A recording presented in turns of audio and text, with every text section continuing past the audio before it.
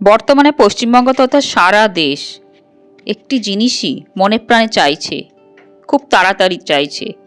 সেটি হলো আরজিকর হসপিটালে যে ডাক্তার বোনটি কর্মরত অবস্থায় কয়েকজন নরপশুর কারণে অকালে পৃথিবী থেকে বিদায় নিয়ে চলে গেল, তার ন্যায় বিচার, তার অপরাধীরা যেন কঠোর থেকে কঠোর শাস্তি পায় এবং তা যেন শীঘ্রই হয়।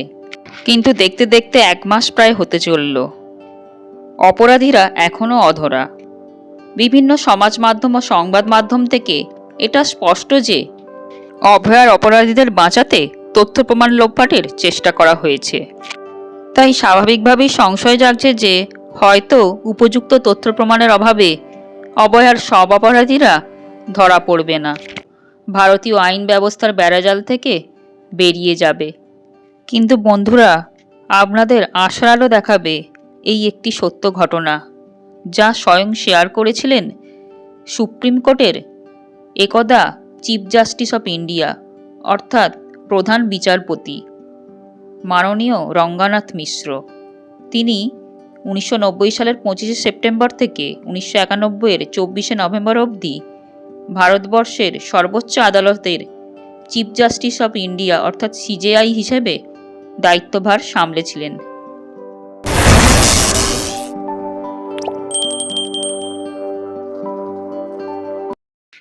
ঘটনাটি ছিল এই রকম। বেশ কয়েক বছর আগে যখন বিচারপতি শ্রী রঙ্গনাথ মিশ্র ভারতের সুপ্রিম কোর্টের প্রধান বিচারপতি ছিলেন, তাকে ওড়িশার পুরীর ল কলেজে প্রধান অতিথি হিসাবে আমন্ত্রণ জানানো হয়েছিল। সেই বিশেষ দিনে কলেজের অনুষ্ঠানে পৌঁছানোর আগে তিনি পুরীর বিখ্যাত জগন্নাথ মন্দিরে শ্রী ভগবান জগন্নাথ মহাপ্রভুকে দর্শন করতে গিয়েছিলেন। ফেরার সময় তিনি শুনতে পান যে কেউ তাকে রঙ্গনাথবাবু নামে ডাকছে।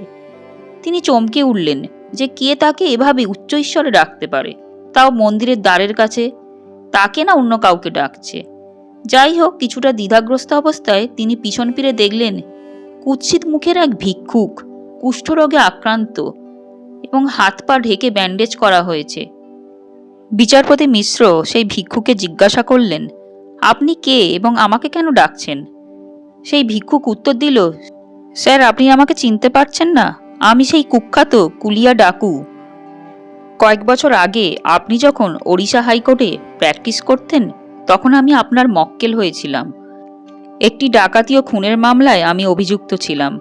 নিম্ন আদালত আমাকে যাবজ্জীবন সশ্রম কারাদণ্ড দেয়, কিন্তু আপনি ওড়িশা হাইকোর্টে আমার হয়ে মামলা লড়েছেন এবং আমি বেকসুর ছাড়া পেয়ে যাই।